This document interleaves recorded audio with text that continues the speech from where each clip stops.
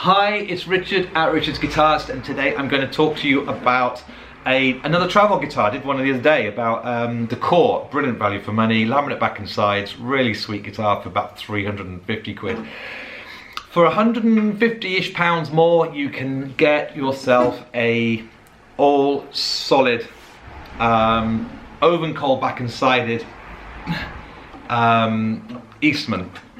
And this is a completely handmade guitar, so this really bumps you up into the kind of high class instruments.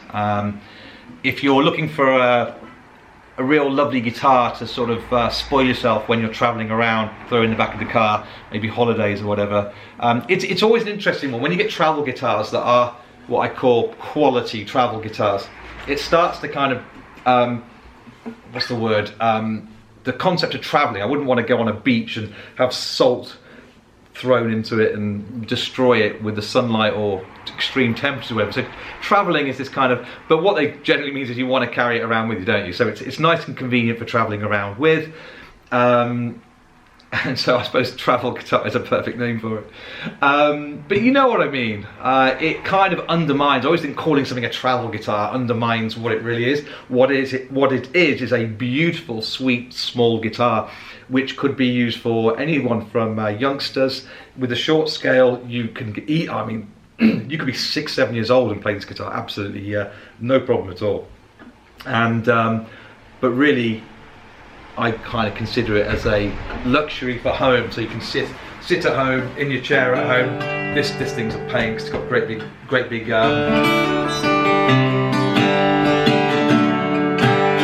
So you've got big arms that get in the way, but.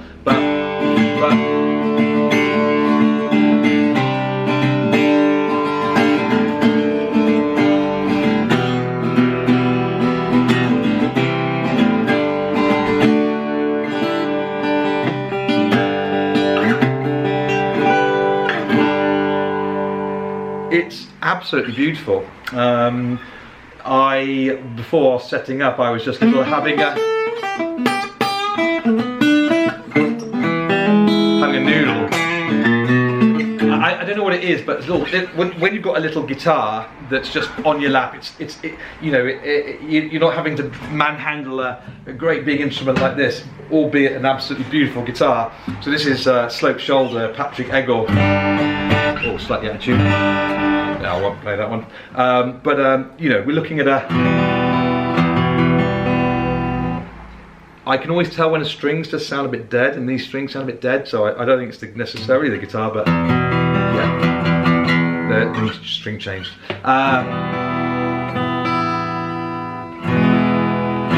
So you'll get generally a bigger sound out of this. What's that tune? But it's just getting your big arm around that guitar. Here's another one. This is a lovely example to compare it to. This is a bit more like it. So this is the FKM, Faith FKM. Because this is an all solid wood guitar too, and this is mahogany back and sides, and this is going to be under 400 quid. So this is a lovely guitar. So here we go. It's a bit more. This is a bit more like it. The scale, I think, on the Eastman is shorter. Oh no, they are the same scale. It's just the body. The body is slightly smaller, so hence the whole travel nature.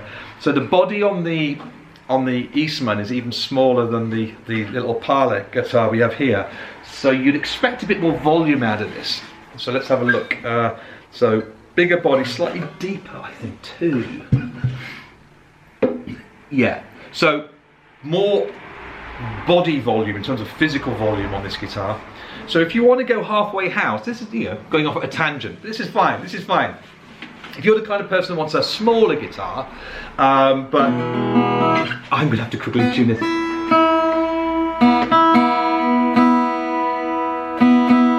is where I get those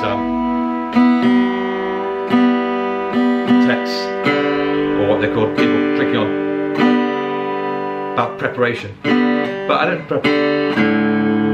But tough. I haven't prepared. And if I could.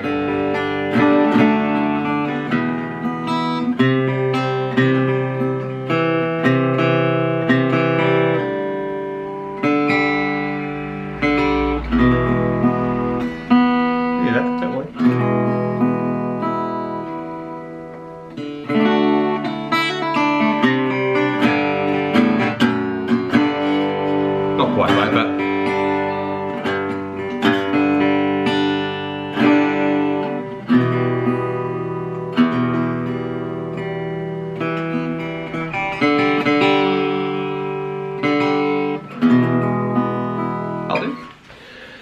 If you've got a, this is a parlour guitar, okay, so this is an all solid wood parlour guitar. It's another one of my recommendations. So this is going into 12th fret territory. So the fretboard is going into the body of the guitar. So what you end up with, let's have a look here. If I marry those up together at the bottom, okie dokie. So they're the same scale, yeah, and the board's ended in the same place.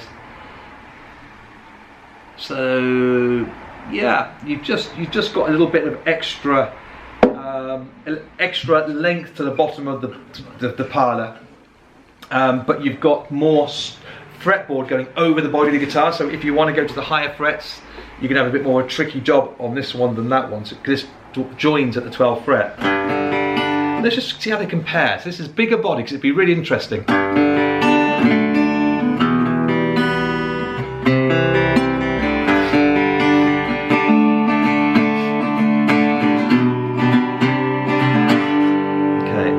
Excuse me sniffing, I've had a really bad cold, which is why I've not been here for a week doing videos as well as the other things.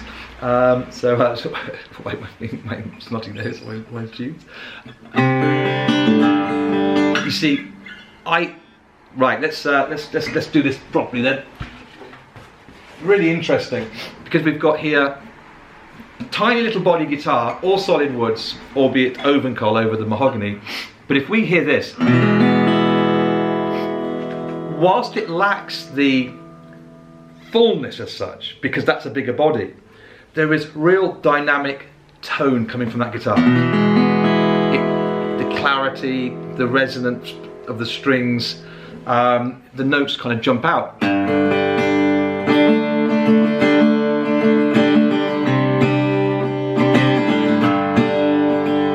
You hear that?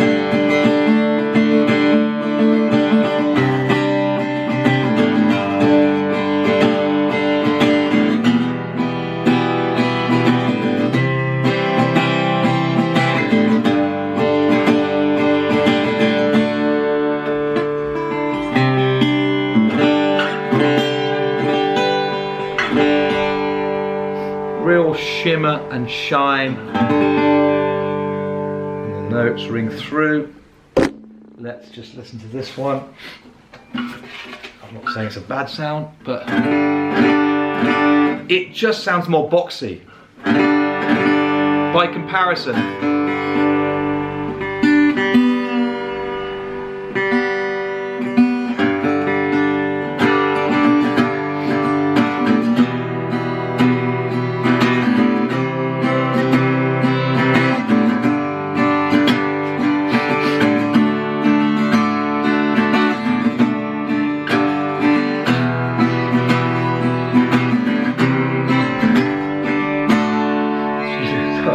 That's terrible.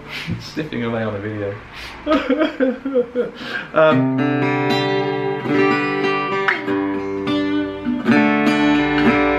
But I would say absolutely this demonstrates, absolutely, on this lovely tiny little body guitar.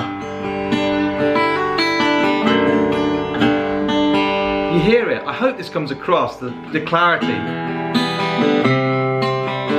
But it's also the tone, the texture of the sound. It's everything Eastman are doing just seems to demonstrate the quality of the build of their guitars. Just astonishing. So yeah, hopefully that gives you a really good idea. You could either spoil a kind of child with one of these and invest in a guitar that could literally last a lifetime, or if you're looking for a next step up, take me anywhere kind of guitar, and especially if you don't want to lose that extra 2 frets that with a parlour you kind of lose that 12th fret sound. But I'd go with this over even the Faith, which is obviously highly regarded guitar. So yeah, there you go. That's the ACTG. Yeah, just so you know the code, ACTG2 by E. ACTG2E by Eastman. Excellent, excellent. Okay, cheers, hope you enjoyed that. Sorry about having to tune up guitars in the middle. Happens sometimes. Okay, cheers, bye.